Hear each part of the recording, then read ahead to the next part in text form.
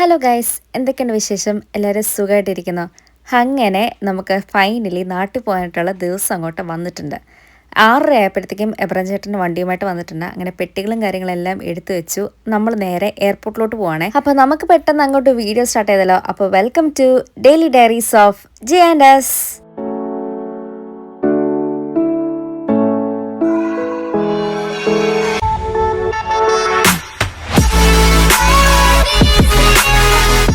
ഈ പ്രാവശ്യം ഗാഡ്വിക് എയർപോർട്ട് വഴിയാണ് കേട്ടോ പോകുന്നത്.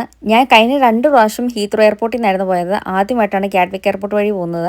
അപ്പോൾ നമ്മുടെ ഫ്ലൈറ്റ് എന്ന് പറയുന്നത് ഗൾഫ് എയർവേസ് ആണ് കേട്ടോ.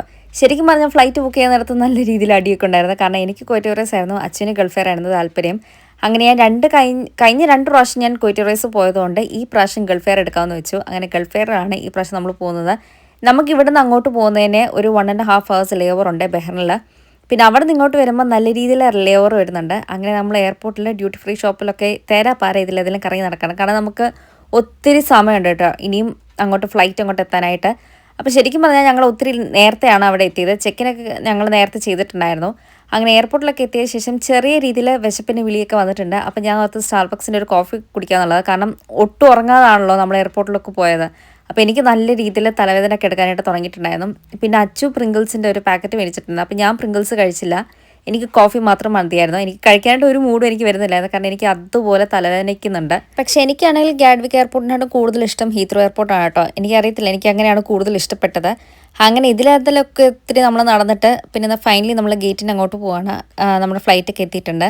അപ്പോൾ ശരിക്കും പറഞ്ഞാൽ ഞങ്ങൾ ഈ സമയത്ത് ഭയങ്കര എക്സൈറ്റഡ് ആണ് കേട്ടോ. കാരണം 3 ആഴ്ച ഇനി നാട്ടിൽ നമുക്കങ്ങനെ സ്പെൻഡ് ചെയ്യാണ്ട്, ശരിക്കും പറഞ്ഞാൽ റെസ്റ്റ് എടുക്കാനായിട്ടാണല്ലോ നമ്മൾ ഈ വെക്കേഷനൊക്കെ എടുക്കുന്നത്. അപ്പം അങ്ങനെ നമ്മൾ പോകുമ്പോഴത്തേക്കും നമ്മൾ അത്യാവശ്യം നല്ല രീതിയിൽ എക്സൈറ്റഡ് ഒക്കെ ആവുമല്ലോ. പിന്നെ പേരൻസിനെ കാണുന്നതിൻ്റെ ഒരു എക്സൈറ്റ്മെൻറ്റ് അത് വേറെ. അങ്ങനെ നമ്മൾ നല്ല രീതിയിൽ അങ്ങോട്ട് എക്സൈറ്റഡ് ആയിട്ട് അങ്ങോട്ട് നടക്കുകയാണ്. പിന്നെ ഞാൻ പണ്ട് ഗൾഫ് എയർവേസിൽ കയറിയിട്ടുണ്ടായിരുന്നു. എൻ്റെ ഓർമ്മ ശരിയാണെങ്കിൽ ഞാൻ 7th പഠിക്കുന്ന സമയത്താണ് ഞാൻ ഗൾഫ് എയർവേസിൽ കയറിയത്. അപ്പോൾ ഗൾഫ് എയർ കയറുന്ന സമയത്ത് ഞാൻ പപ്പയും അമ്മയും ശരിക്കും ഓർത്തിട്ടുണ്ടായിരുന്നു. കാരണം അന്ന് ഞാൻ കയറിയത് അവരുടെ കൂടെയായിരുന്നു, ഇന്ന് ഞാൻ കയറുന്നത് അച്ഛൻ്റെ കൂടെയാണ്. പിന്നെ ഫ്ലൈറ്റിലെ ഫുഡ് എനിക്ക് അത്ര അങ്ങോട്ട് ഇഷ്ടപ്പെട്ടൊന്നുമില്ല, വലിയ കുഴപ്പമൊന്നുമില്ലായിരുന്നു. ഞാൻ ഇച്ചിരി കഴിച്ചിട്ടുണ്ടായിരുന്നുള്ളൂ. പിന്നെ ഓൺ ആൻഡ് ഓഫ് ആയിരുന്നു ഞാൻ ഉറങ്ങിക്കൊണ്ടിരുന്നത്. എനിക്ക് അങ്ങോട്ട് നല്ല രീതിയിൽ ഓർക്കൊന്നും അങ്ങോട്ട് ശരിയാവുന്നില്ലായിരുന്നു. പിന്നെ നമ്മളിങ്ങനെ ചുമ്മാ ഇങ്ങനെ മാപ്പൊക്കെ ഇങ്ങനെ നോക്കിക്കൊണ്ടിരിക്കുന്ന സമയത്ത് ഞാനിങ്ങനെ കുവൈറ്റിൻ്റെ ഒക്കെ ഞാൻ ഇങ്ങനെ നോക്കിക്കൊണ്ടിരിക്കുകയായിരുന്നു. കാരണം എൻ്റെ 18 വർഷം ഞാൻ കുവൈറ്റിലാണല്ലോ സ്പെൻഡ് ചെയ്തത്. അപ്പോൾ കുവൈറ്റിൽ ഞാൻ ജിലേബൽ ഷേക്കിലായിരുന്നു. അങ്ങനെ അവിടെ കുറച്ച് നേരം ഇങ്ങനെ ഞാൻ നോക്കിയിരുന്നു. അപ്പോൾ എനിക്ക് നല്ല ആഗ്രഹമുണ്ട്, ഉള്ളിൻ്റെ ഉള്ളിൽ എനിക്ക് നല്ല ആഗ്രഹമുണ്ട് കുവൈറ്റ് കാണണമെന്നുള്ളത്. പക്ഷേ നമുക്കറിയത്തില്ലല്ലോ അതിന് എപ്പോഴും നടക്കുമെന്നുള്ളത്. അങ്ങനെ ഇങ്ങനെ ഞാൻ ചുമ്മാ ഇങ്ങനെ മാപ്പൊക്കെ നോക്കിക്കൊണ്ടിരിക്കുകയായിരുന്നു. പിന്നെ മൂവീസും അങ്ങനത്തെ സാധനങ്ങളൊന്നും അവിടെ ഭയങ്കര കുറവൊക്കെ ആയിരുന്നു. അങ്ങനെ നല്ല മൂവി എന്ന് പറയാനായിട്ടൊന്നും ഇല്ലായിരുന്നു. പിന്നെ ഗെയിംസൊക്കെ ഉണ്ടായിരുന്നു. അപ്പം എനിക്ക് ആംഗ്രി ബേർഡ്സ് ആണ് കുറച്ചുകൂടെ ഇഷ്ടം. അപ്പോൾ ഞാൻ ആംഗ്രി ബേർഡൊക്കെ ഇങ്ങനെ കളിച്ചുകൊണ്ടിരിക്കുകയാണ്. ഞാൻ ലാസ്റ്റ് മിനിറ്റും ആംഗ്രി ബേർഡാണ് കേട്ടോ കളിച്ചുകൊണ്ടിരുന്നത്. അപ്പം ഞാനിങ്ങനെ ആദ്യം ആംഗ്രി ബേർഡ് ഇങ്ങനെ കളിച്ചുകൊണ്ടിരിക്കുന്ന സമയത്ത് അച്ഛൻ ആദ്യം നോട്ടൊന്നും ചെയ്യുന്നില്ലായിരുന്നു. പിന്നെ പതുക്കെ അച്ഛൻ നോട്ട് ചെയ്യാനായിട്ട് തുടങ്ങി. അങ്ങനെ അച്ഛനും കളിക്കാനായിട്ട് തുടങ്ങി. അങ്ങനെ ഞങ്ങൾ രണ്ടുപേരും ഒരു ലെവലിൽ തന്നെ ഇങ്ങനെ സ്റ്റക്കായി കിടക്കായിരുന്നു കേട്ടോ. പിന്നെ എങ്ങനെയൊക്കെയോ ആ ലെവലങ്ങ് പാസ്സായി. പിന്നെ ലാൻഡ് ചെയ്യാനായിട്ടുള്ള ടൈമും ആയിട്ടുണ്ട്. അപ്പോൾ ഫസ്റ്റ് നമ്മുടെ ലാൻഡിങ് എന്ന് പറഞ്ഞാൽ ബഹ്റിനാണ്. ബഹ്റിനിൽ 1.5 hours നമുക്ക് ലേവർ ഉണ്ട്. അപ്പം അവിടെ അത് സമയം പെട്ടെന്ന് പോകുന്നുള്ളത് ഞങ്ങൾക്കറിയാം. പക്ഷെ ബഹ്റിൻ ആ ഒരു ലാൻഡിങ് കാണാനായിട്ട് നല്ല സൂപ്പറായിരുന്നു കേട്ടോ. ഈ ഒരു ലൈറ്റ്സൊക്കെ ഇങ്ങനെ മിന്നി തിളങ്ങി ഇരിക്കുകയായിരുന്നു, നല്ല രസമുണ്ടായിരുന്നു കാണാനായിട്ട്. അങ്ങനെ നമ്മൾ ബഹ്റിനിലെത്തി. ഇനി കുറച്ച് നേരം നമ്മൾ ഇതിലതിലും ഫുള്ള് തേരപ്പാര നടക്കും. അച്ചുവിന് പിന്നെ നല്ല ആഗ്രഹമുണ്ട് ബഹ്റിനിൽ നിന്ന് പുറത്ത് വരണമെന്നുള്ളത്. കാരണം അച്ചു ഒരു 5 to 6 years ബഹ്റിനിൽ തന്നെയായിരുന്നു. അച്ഛനും ബഹ്റിനാണ് കേട്ടോ ഭയങ്കര ഇഷ്ടം. എനിക്ക് കുവൈറ്റ് ഇഷ്ടമുള്ള പോലെയാണ് അച്ഛനും ബഹ്റിന് ഭയങ്കര ഇഷ്ടം. അങ്ങനെ ബഹ്റിന് നമ്മൾ ഡ്യൂട്ടി ഫ്രീ ഷോപ്പിൽ ഇതിലൊക്കെ ഫുള്ള് നടക്കുമായിരുന്നു. പിന്നെ നമ്മൾ പെർഫ്യൂംസ് ആണ് കേട്ടോ കൂടുതലും കോൺസെൻട്രേറ്റ് ചെയ്ത്. കാരണം അച്ചു പെർഫ്യൂംസിൻ്റെ ആളാണ്, എനിക്ക് പെർഫ്യൂംസ് അത്ര വലിയ ഇഷ്ടമൊന്നുമില്ലാത്ത ആളാണ്.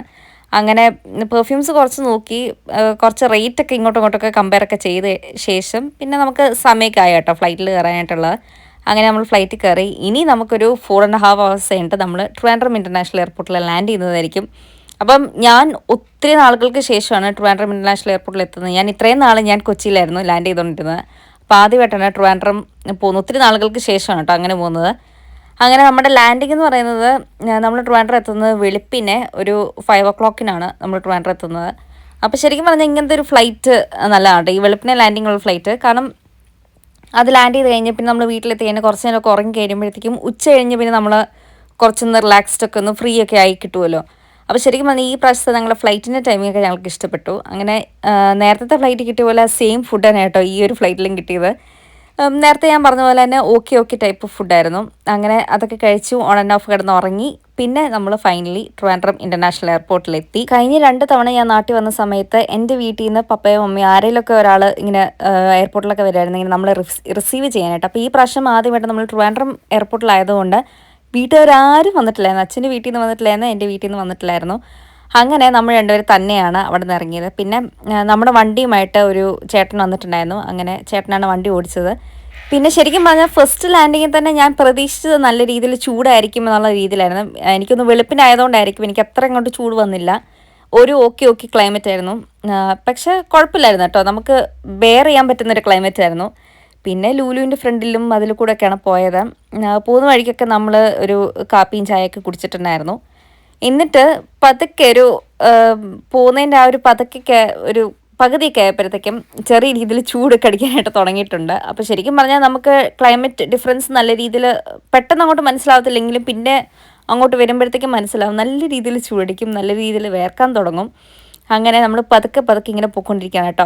അപ്പോൾ ശരിക്കും പറഞ്ഞാൽ ഞാൻ എയർപോർട്ടിൽ നിന്ന് വീട്ടിലോട്ട് പോകുമ്പോൾ എപ്പോഴും ഞാൻ കിടന്ന് ഉറങ്ങുന്ന ആളാണ്. പക്ഷേ ഈ പ്രാവശ്യം എന്താ എനിക്ക് പറ്റിയെന്ന് അറിയത്തില്ല, എനിക്ക് അവിടെ ഉറക്കമൊന്നും വരുന്നില്ല. എന്നാൽ എൻ്റെ തലവേദന കംപ്ലീറ്റ് ആയിട്ട് മാറിയിട്ടുമില്ല. എനിക്ക് ഇപ്പോഴും നല്ല രീതിയിൽ തലവേദന ഉണ്ട്. ഞാനിങ്ങനെ വണ്ടിയിലിരിക്കുന്ന സമയത്ത് ഞാൻ ഇങ്ങനെ ആലോചിക്കായിരുന്നു, ഞാനിങ്ങനെ 3 കോൺസിക്യൂട്ടീവ് ഇയേഴ്സായിട്ട് ഞാനിങ്ങനെ ഇന്ത്യയിലോട്ട് ട്രാവൽ ചെയ്തുകൊണ്ടിരിക്കുകയായിരുന്നു. അപ്പോൾ ഞാൻ അന്നേരം ആലോചിച്ചു ഇനി ഞാൻ 2 വർഷം കഴിഞ്ഞ് ഇന്ത്യയിലോട്ട് വരത്തുള്ളൂ. കാരണം ഞാൻ UK വന്ന ശേഷം തൊട്ടുള്ള പിറ്റേ വർഷം തൊട്ട് ഞാൻ ഇങ്ങനെ എപ്പോഴും നാട്ടിൽ പോയിക്കൊണ്ടിരിക്കുകയാണ്, ഓരോ റീസൺസ് വെച്ച്. കഴിഞ്ഞ 2 പ്രാവശ്യം ഞാൻ നാട്ടിൽ പോയത് എൻ്റെ കല്യാണവും പിന്നെ എൻ്റെ അനിയൻ്റെ കല്യാണം വെച്ചിട്ടായിരുന്നു പോയിക്കൊണ്ടിരുന്നത്. ഈ പ്രാവശ്യം നമുക്ക് ഒരു റീസണും ഇല്ലാതാണ് നമ്മൾ ഈ പ്രാവശ്യം നാട്ടിൽ പോയത്.